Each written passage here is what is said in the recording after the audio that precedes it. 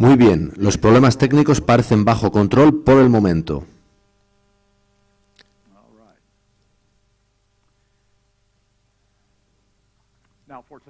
En la reunión de esta noche, no dirijáis a mí vuestra atención. Todo lo importante aparecerá en la pantalla. Así que prestad atención a la pantalla. Ahí estará la esencia del programa de esta noche. Comencemos con una oración. Padre nuestro que estás en los cielos, aunque haya concluido el sábado, que no hayamos cerrado aún el espíritu del sábado. Que esta última presentación exalte tu nombre, tu honor, tu gloria y que sea para nuestro aprendizaje. Es en el nombre de Jesús que lo pido. Amén.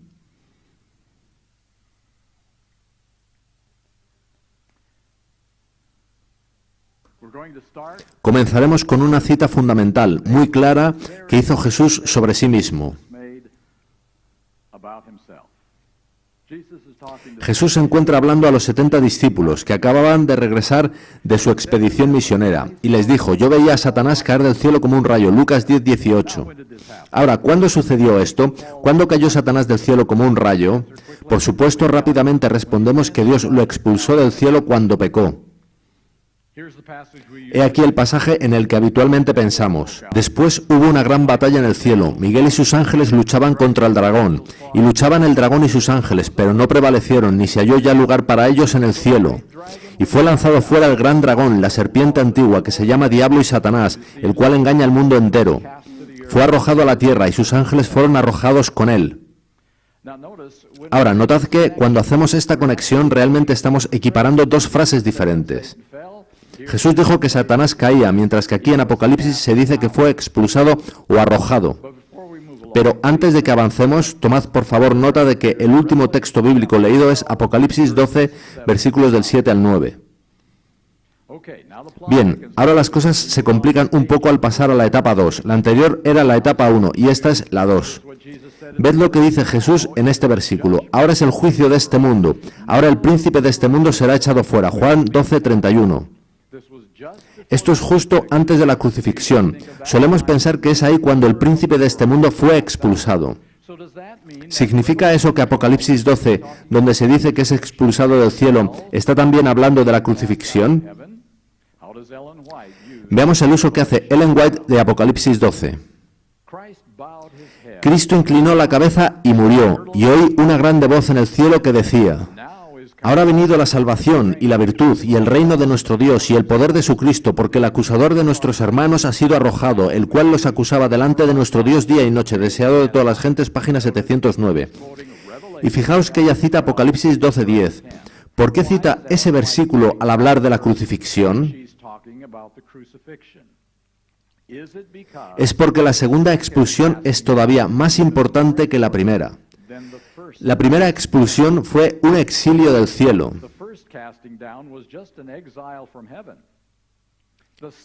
La segunda fue una pérdida de la credibilidad de Satanás, que es en torno a lo que gira el gran conflicto. Así que necesitamos alguna clarificación más. Quizás ayude este texto de Manuscript Releases. Tras la crucifixión, Satanás se dio cuenta de que se había extralimitado. Vio que se le había despojado de su disfraz, que el carácter del que había acusado a Cristo era el que él mismo demostró poseer. Fue como si cayera del cielo por segunda vez. Y por supuesto, esto sucedió en la cruz.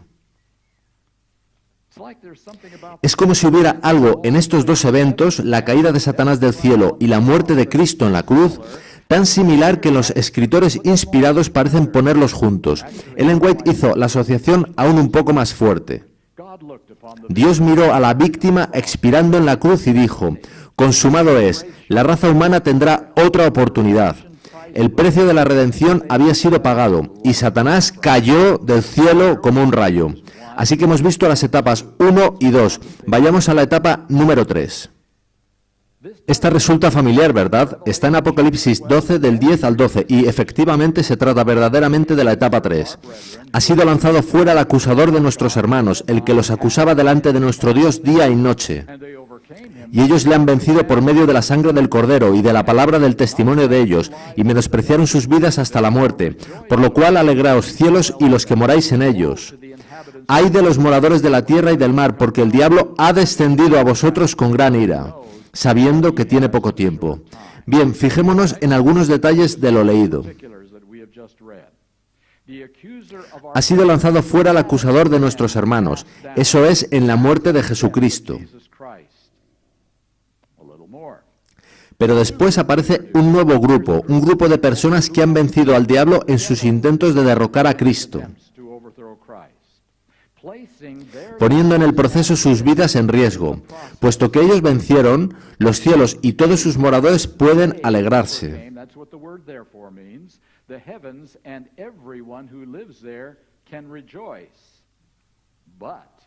Sin embargo, estos eventos parecen ser malas noticias para todos aquellos que viven en el lugar equivocado, y esos, por supuesto, somos nosotros, porque al diablo le queda poco tiempo y está realmente colérico por ello.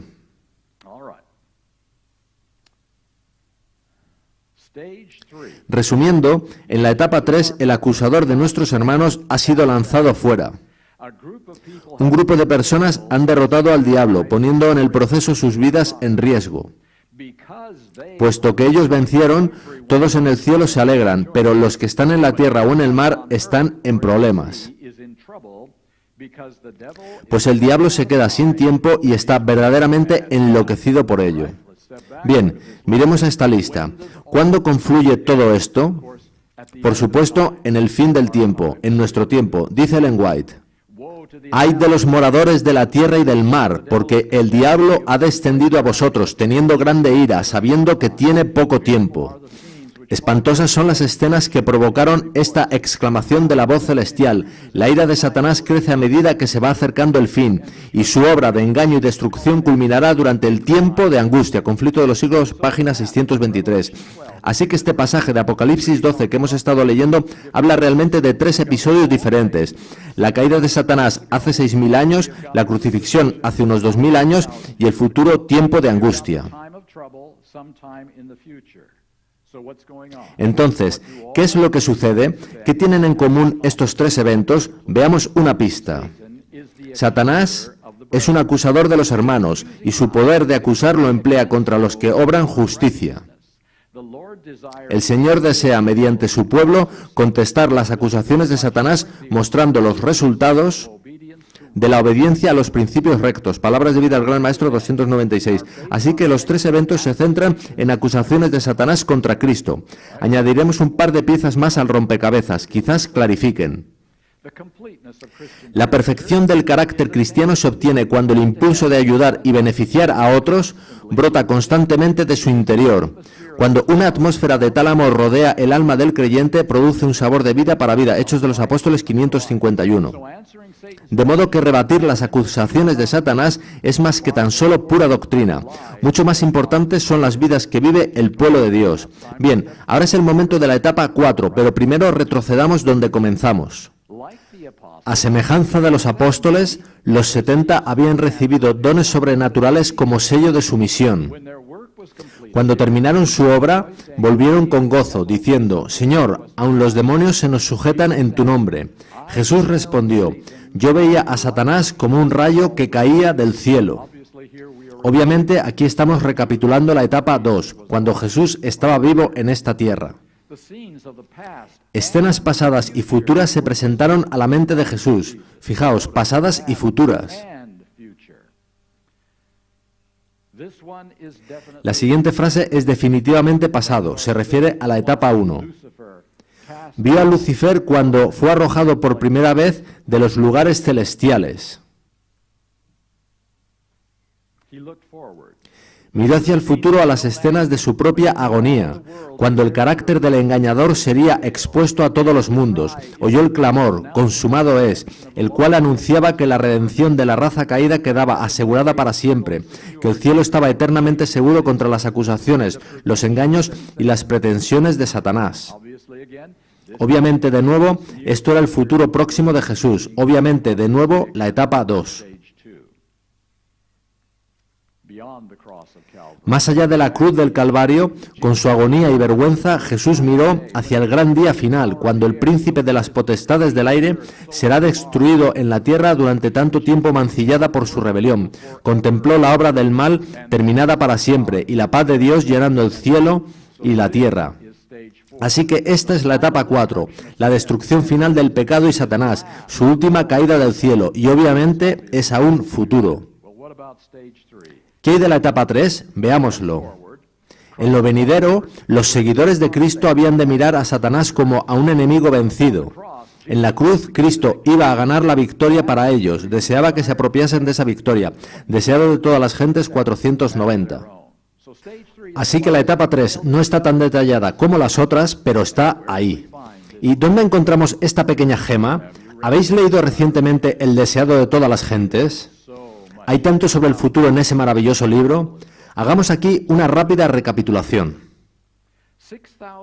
Hace 6.000 años, los miembros de la divinidad entendieron los planes y argumentos de Satanás y los rechazaron. Hace 2.000 años, los ángeles y mundos no caídos entendieron los planes y argumentos de Satanás y los rechazaron.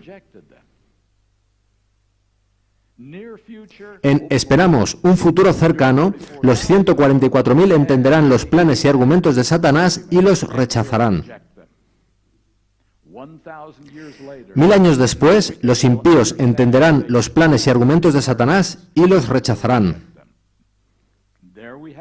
Ahí tenemos 4 caídas de Satanás, pero hemos olvidado a algunos aquí. Los justos muertos no han sido incluidos en esta lista. Volveremos a ellos, son importantes.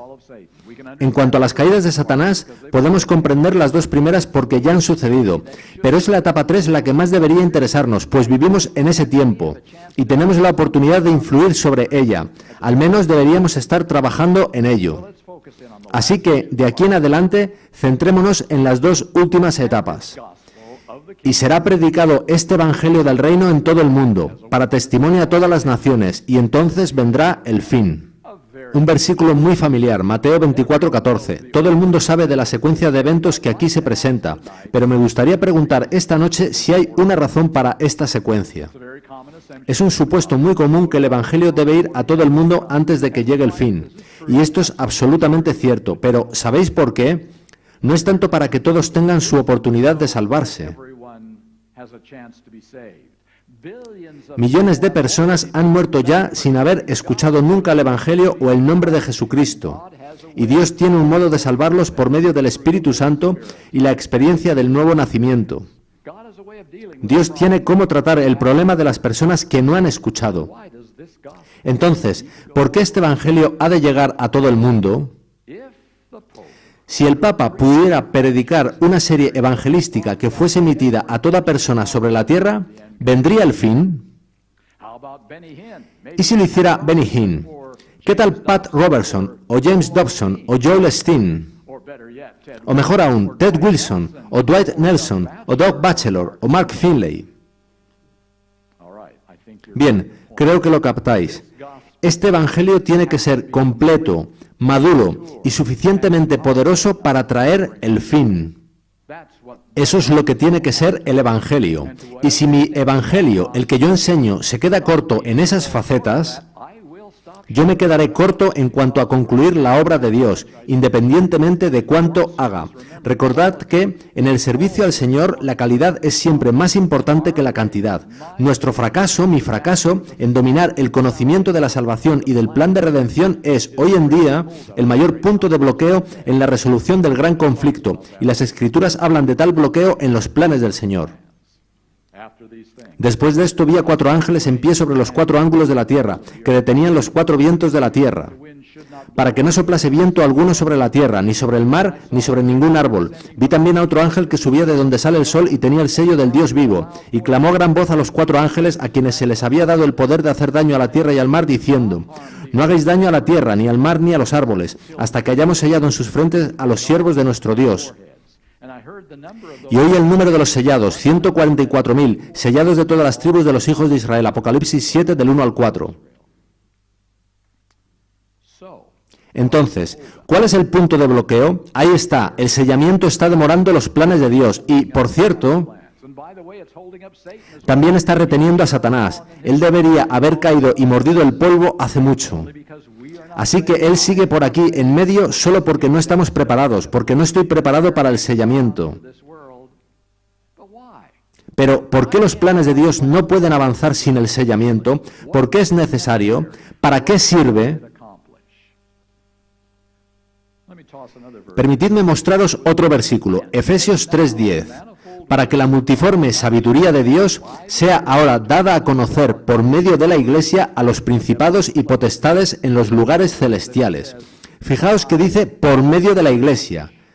De algún modo, la Iglesia, es decir, tú y yo, proporcionará una demostración de la multiforme sabiduría de Dios tan diferente de nada visto antes,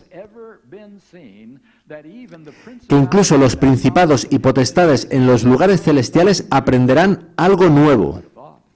Eso es todo un pensamiento, y esa demostración se hará por medio del sellamiento. Así que ahora podemos decir que es la necesidad de demostrar la sabiduría de Dios por medio del sellamiento de los 144.000 lo que está reteniendo las cosas. Ahora, ¿qué es la sabiduría de Dios? Esa es una pregunta cargada de implicaciones, casi insolente. Después de todo, ¿quién soy yo para estar hablando sobre comprender la sabiduría de Dios? Consideremos qué podemos aprender al hacer 4 preguntas sobre este asunto específico de la sabiduría de Dios que ha de demostrarse por medio de la Iglesia a los principados y potestades en los lugares celestiales. ¿Qué planes están siendo bloqueados? ¿Qué sabiduría de Dios podría requerir demostración? ¿Qué detalles necesitan demostración? Y finalmente, ¿puede el sellamiento hacer esas demostraciones? Las recorreremos en orden, de manera que nuestra primera pregunta es, ¿qué planes están siendo bloqueados?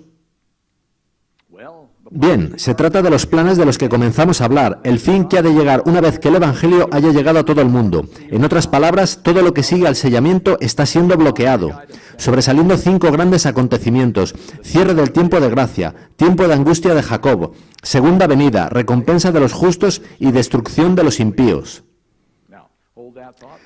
Pasaremos ahora a nuestra segunda pregunta. ¿Qué sabiduría de Dios podría requerir demostración? Y recordad que es para beneficio de principados y potestades en los lugares celestiales. Esa es una audiencia leal. La recompensa de los justos y la destrucción de los impíos. Los 2 últimos acontecimientos de la anterior lista aparecen aquí de nuevo y hay buenas razones para ello. Satanás ha estado protestando durante 6.000 años sobre los planes de Dios en estos asuntos.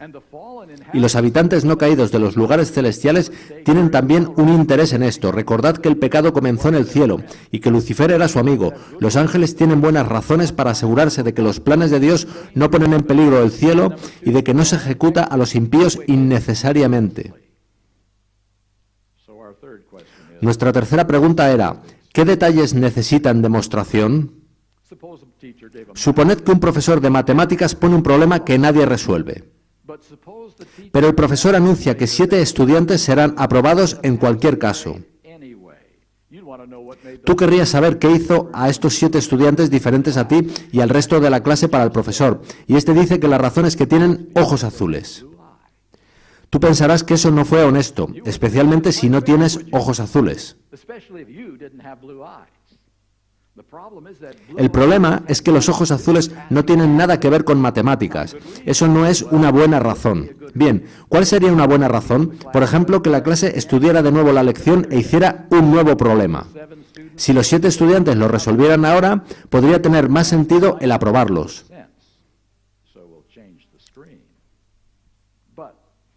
Pero hacer un nuevo problema no cambia nada. ¿Garantiza el segundo problema que nunca más fallarían en otro?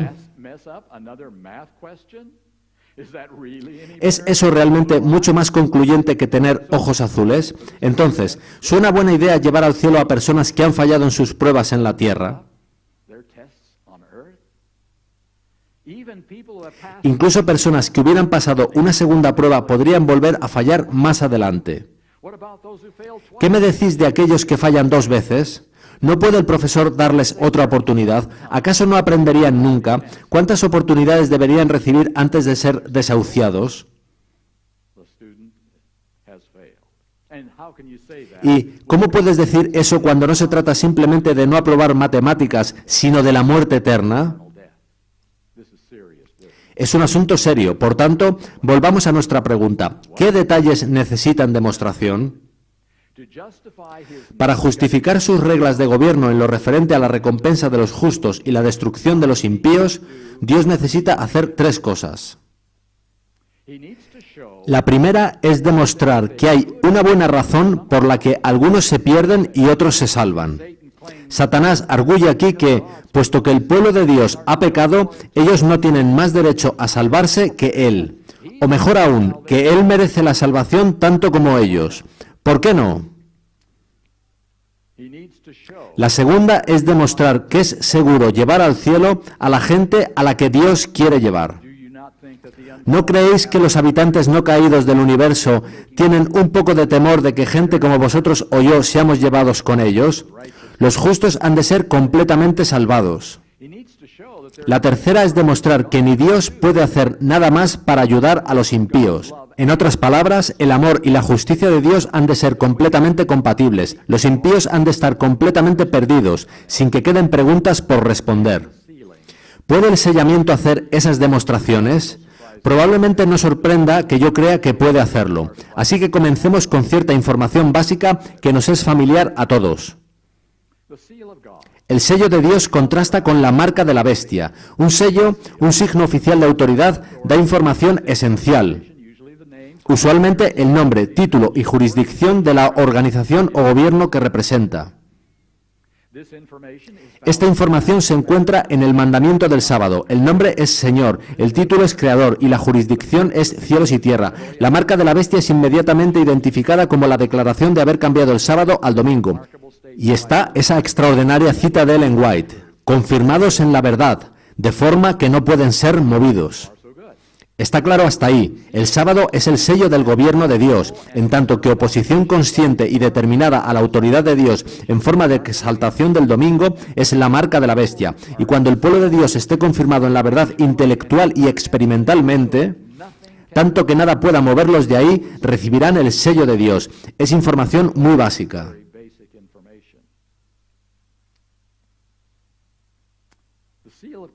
El sello de Dios es puesto en las frentes de los 144.000 antes del cierre del tiempo de gracia. El cierre del tiempo de gracia marca el fin de la obra de Cristo como sumo sacerdote en el lugar santísimo del santuario celestial. A veces pensamos en el sello de Dios como una especie de diploma, como un sello de aprobación.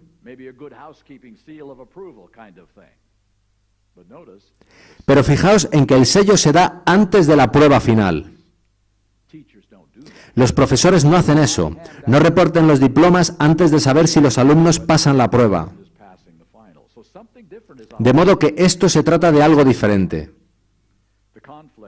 El conflicto entre la observancia del sábado y la marca de la bestia alcanza su máximo en el tiempo de angustia de Jacob, cuando aquellos que resistan a la autoridad combinada político-religiosa del mundo sean condenados a muerte. Ahora, recordad que esto es posterior al cierre del tiempo de gracia. Así que hemos de hablar un poco de Jacob. ¿Cómo entró Jacob en esta angustia?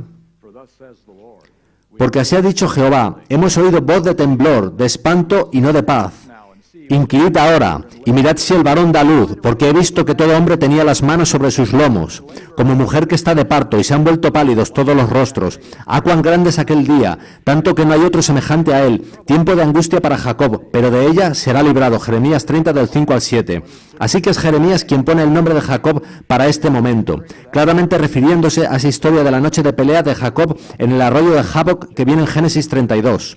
Y conocéis la historia. Jacob vuelve a casa tras una ausencia de 20 años, cuando se le avisa de que su hermano Esaú viene con 400 hombres armados, lo cual no es buena señal. Y dándose cuenta de que su única esperanza es Dios, pasa toda la noche orando, cuando a medianoche alguien le ataca. Así se quedó Jacob solo, y luchó con él un varón hasta que rayaba el alba. Y cuando el varón vio que no podía con él, tocó en el sitio del encaje de su muslo, y se descoyuntó el muslo de Jacob mientras con él luchaba, y dijo: déjame porque raya el alba. Y Jacob le respondió: no te dejaré si no me bendices. Y el varón le dijo: has luchado con Dios y con los hombres y has vencido. Génesis 32, del 24 al 30. Ahora, fijaos, a quien ora es el mismo con quien lucha por su vida. ¿Qué cree Jacob en ese momento? ¿Que Dios lo ama y le quiere bien o que lo odia y le quiere muerto? Se trata de fe en contra de vista, sentimiento, oído, olfato y sabor a sangre, los cuales son más fuertes. Esa es básicamente la prueba del tiempo de angustia de Jacob. Algunas otras historias nos pueden aportar, pero solo tenemos tiempo para un par. Bajo circunstancias extraordinariamente difíciles, cuando a Job le pareció como si Dios quisiera matarlo, él mantuvo su confianza y lealtad. Fijaos en sus palabras: aunque él me matare, en él esperaré. Job 13:15. Fijaos que todo el plan, toda la prueba, era idea de Satanás, y Dios la consintió. Por si alguien piensa que fue un evento insignificante, recordad que montar esta prueba para Job costó la vida a unas 100 personas. Fue un asunto serio. El ejemplo definitivo es Jesús. Y a la hora novena, Jesús clamó a gran voz diciendo: Dios mío, ¿por qué me has desamparado? Marcos 15:34. ¿Qué hace de esta prueba algo especial? Millones han encarado la muerte por su fe. ¿Cuál es la diferencia? Esta no es la prueba habitual del martirio, pues sin sumo sacerdote para interceder por ellos en el santuario celestial, los 144.000 no sienten la presencia permanente de Dios. Todo estímulo sensorial les dice que Dios es su enemigo.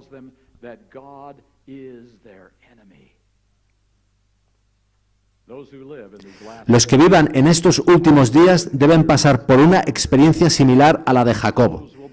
Por todas partes estarán rodeados de enemigos, preparados para condenarlos y destruirlos. Alarma y desesperación se apoderarán de ellos, pues les parecerá, como a Jacob en su aflicción, que Dios se ha convertido en un enemigo vengativo. Tras hacer todo sacrificio imaginable para permanecer fieles al gobierno de Dios, encarando una muerte inminente porque rehusaron desobedecer su mandamiento, sin posible esperanza en nada que no sea Dios, será ahí cuando Dios parecerá más un enemigo que un ayudador. ¿Aún confiarán en Él? ¿Por qué una prueba así? Porque ha de ser la más difícil prueba de fe jamás imaginada bajo circunstancia alguna.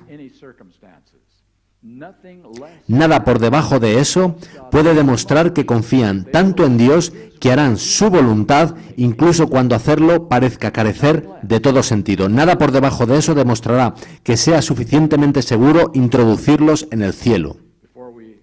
Antes de continuar, no puedo resistir dedicar un momento a mostrar cómo describe Ellen White el resultado de tal prueba. Los peligros se multiplican por todos lados y resulta complicado fijar el ojo de la fe en las promesas ante las claras evidencias de inmediata destrucción. Pero en medio de rebelión y violencia llega al oído repique sobre repique de los más estrepitosos truenos.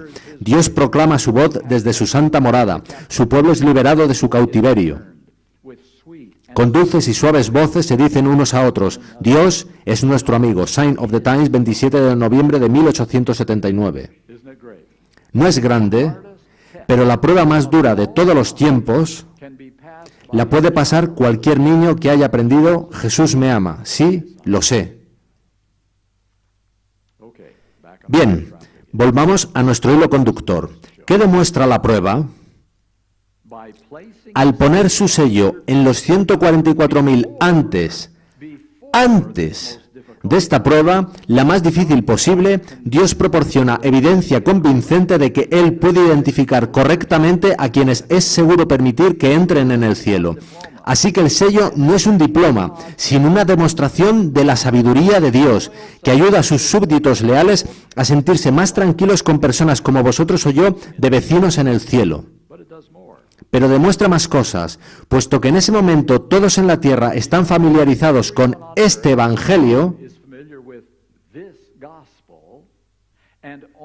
y solo aquellos que tienen fe pasan la prueba, y todos aquellos que tienen fe pasan la prueba. Esta prueba demuestra que la fe es necesaria para salvación, y fe más conocimiento de este Evangelio es suficiente para la completa obediencia. Es por eso por lo que el Evangelio ha de llegar a todo el mundo. La prueba no puede realizarse correctamente sin simplificar la situación a una sola variable. Solo cuando el conocimiento se haya estandarizado de modo que todos puedan entender el Evangelio, se podrá ver claramente el rol de la fe. Podríamos compararlo con el arreglo de un coche. No se hace una gran reparación del motor a la vez que cambias el tipo de gasolina. No sabrías qué arregló el problema. El coche funcionaría, pero no sabrías por qué. Hay que ceñirse a una variable, y en este caso la variable es fe. ¿Por qué es importante todo esto? Aparte de probar que es seguro dejar entrar en el cielo a los 144.000, esta demostración resulta ser exactamente la requerida para ese grupo de criaturas de Dios que no aparece en ninguna de las 4 etapas de la caída de Satanás. ¿Los recordáis? Se trata de los justos muertos. ¿Qué sucede con ellos? Para ilustrar esto, recurramos a un gran héroe, Martín Lutero. Él no guardó el sábado, incluso aunque un amigo le dijo lo importante que esto era. Estaba totalmente errado en cuanto al bautismo de infantes. Tomaba carne asada, chucrut y cerveza. Y no era el más paciente de los mortales, pero él tenía fe. Tenía fe.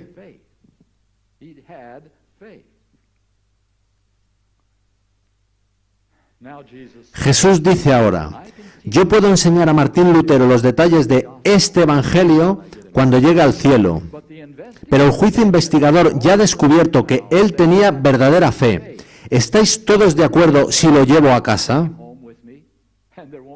Y nadie pondrá ninguna objeción, porque la justicia es verdaderamente por fe. Siempre lo ha sido y siempre lo será.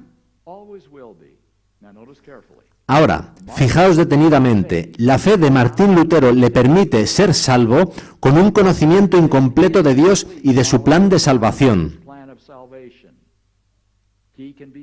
Él puede ser salvo, pero se necesita algo más para que los argumentos de Satanás puedan derribarse completamente.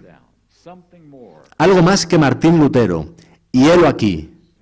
Todo el cielo está esperando oírnos vindicar la ley de Dios. Review and Herald, 16 de abril de 1901. Si hubo alguna vez un pueblo que necesitase un aumento constante de la luz del cielo, es el pueblo que en este tiempo de peligro Dios llamó a vindicar su carácter delante del mundo. Testimonios para la Iglesia, volumen 5, 746. El honor de la ley de Dios tiene que ser vindicado ante los mundos no caídos, ante el universo celestial y ante el mundo caído. Recibiréis poder, 338. De modo que la prueba final no es sobre mi salvación, sino sobre la vindicación de la ley de Dios y de su carácter, que, por supuesto, son una misma cosa. Es Dios quien está siendo realmente examinado aquí. ¿Es realmente un camino infalible el seguido por Dios para preservar el universo? Fijaos también en que las citas anteriores apuntan al futuro. No se refieren a la etapa 2 y lo que sucedió en la cruz, sino a nosotros y al pueblo que viva en el fin del tiempo. Fijaos también en que esta vindicación requiere aumento de luz del cielo, puesto que Dios solo puede ser vindicado por la verdad en toda su pureza, nunca por errores, por sinceros que sean, sobre su ley y su carácter. Martín Lutero vivió en una época de limitada luz y, por tanto, no podía vindicarse a Dios completamente. La fe de Martín Lutero era suficiente para salvarse, pero insuficiente para la vindicación final de Dios y la derrota final de Satanás. Por tanto, esta prueba final no es realmente sobre nuestra salvación, aunque está implicada también. Es para dar respuesta a todas las preguntas pendientes a todos los niveles, caídos y no caídos. El remanente de Apocalipsis 12 no fue traído a la existencia para repetir la misión de Martín Lutero, o John Wesley, o Billy Graham, sino para vindicar el modo en que Dios acepta y rechaza hombres y mujeres pecaminosos. ¿Es el modo seguido por Dios justo con todos y protegerá el universo de repetir ese lamentable caos?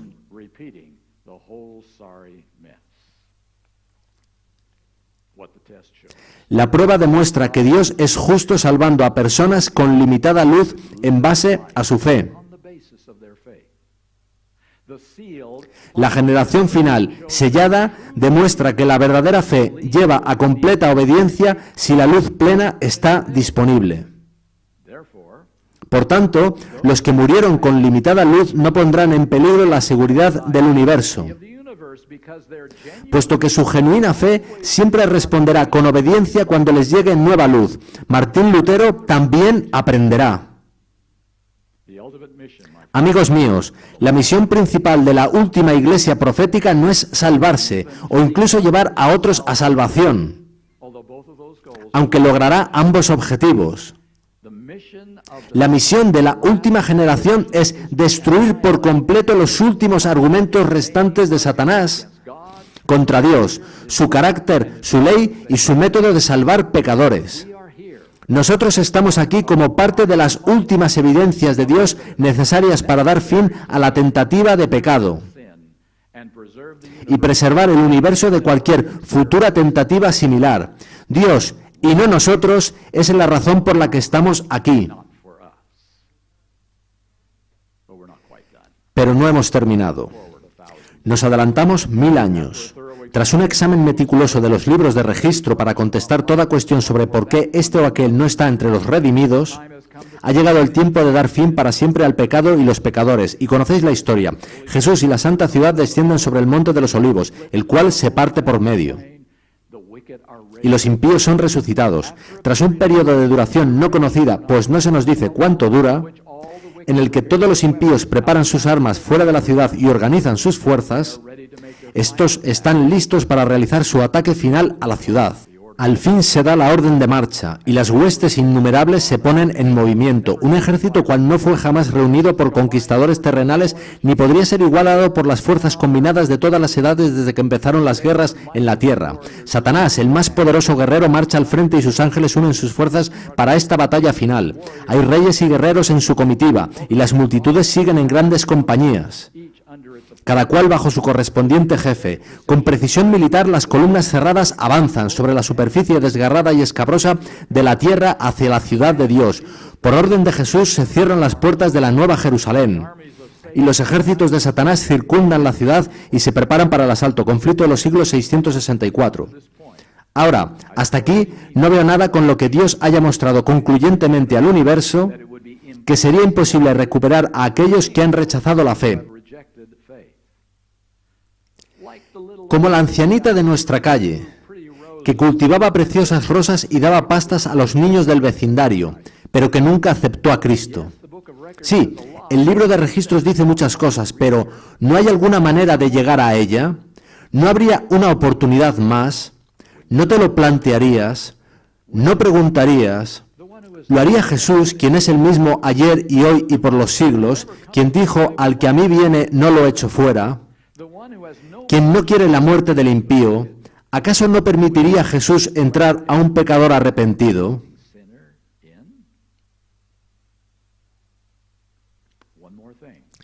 Esto es una cosa más que ha de demostrarse entonces. Apenas se abren los registros y la mirada de Jesús se dirige hacia los impíos, estos se vuelven conscientes de todos los pecados que cometieron. Reconocen exactamente el lugar donde sus pies se apartaron del sendero de la pureza y de la santidad, y cuán lejos el orgullo y la rebelión los han llevado en el camino de la transgresión de la ley de Dios. Las tentaciones seductoras que ellos fomentaron cediendo al pecado, las bendiciones que pervirtieron, su desprecio de los mensajeros de Dios, los avisos rechazados, la oposición de corazones obstinados y sin arrepentimiento, todo eso sale a relucir como si estuviese escrito con letras de fuego. Por encima del trono se destaca la cruz, y como en vista panorámica aparecen las escenas de la tentación y caída de Adán, y las fases sucesivas del gran plan de redención, conflicto de los siglos 666.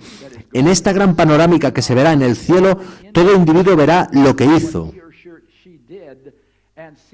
y verán lo que Dios hizo para salvarlos, y lo que ellos hicieron para rechazarlo.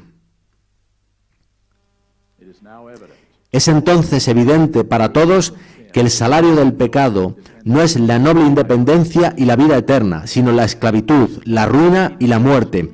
Todos ven que su exclusión del cielo es justa. Todos lo ven. Los que se han unido a Satanás se dan cuenta del fracaso total de su causa. Satanás ve que su rebelión voluntaria le incapacitó para el cielo. Sus acusaciones contra la misericordia y justicia de Dios están ya acalladas. Y ahora Satanás se inclina y reconoce la justicia de su sentencia. Toda cuestión, fijaos, toda cuestión de verdad y error en la controversia que tanto ha durado ha quedado aclarada.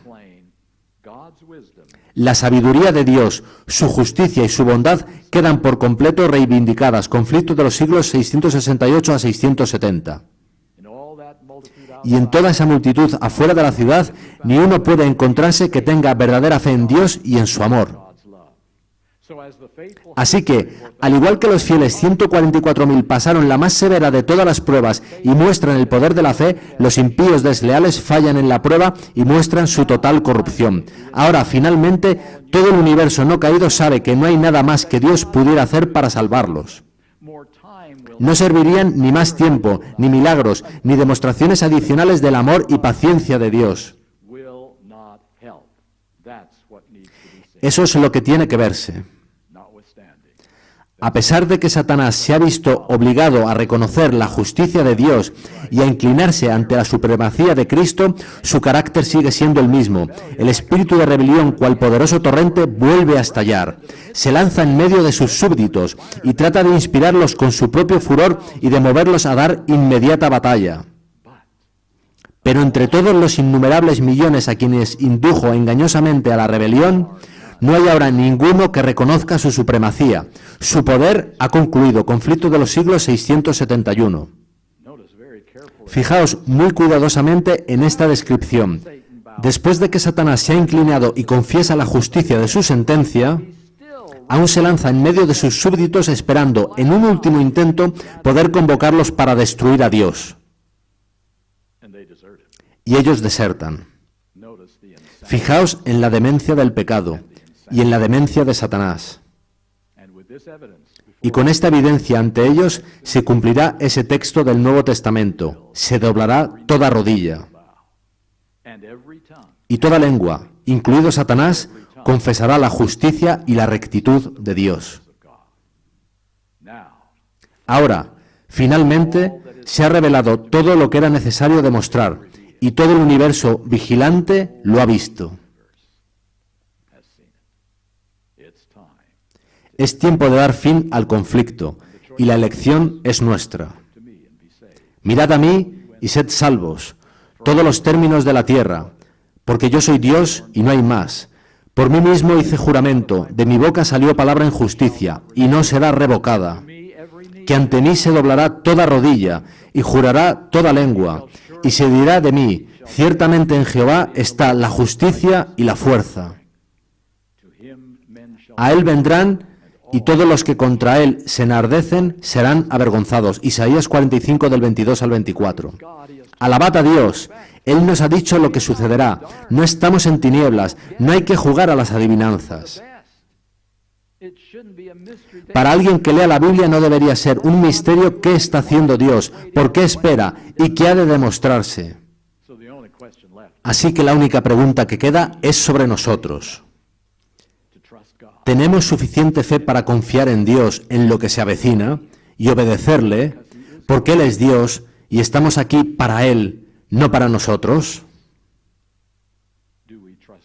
¿Confiamos en Dios sin cuestionar? Y, muy importante, ¿estaremos en el interior de esa ciudad? Cada uno de nosotros debe estar allí. Arrodillémonos quienes podamos para concluir.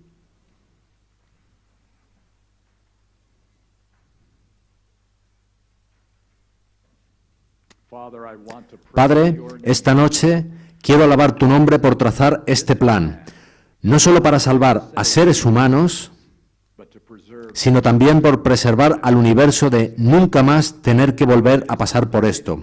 Señor, nos es complicado tomar conciencia de que, debido al libre albedrío, la solución lleva su tiempo.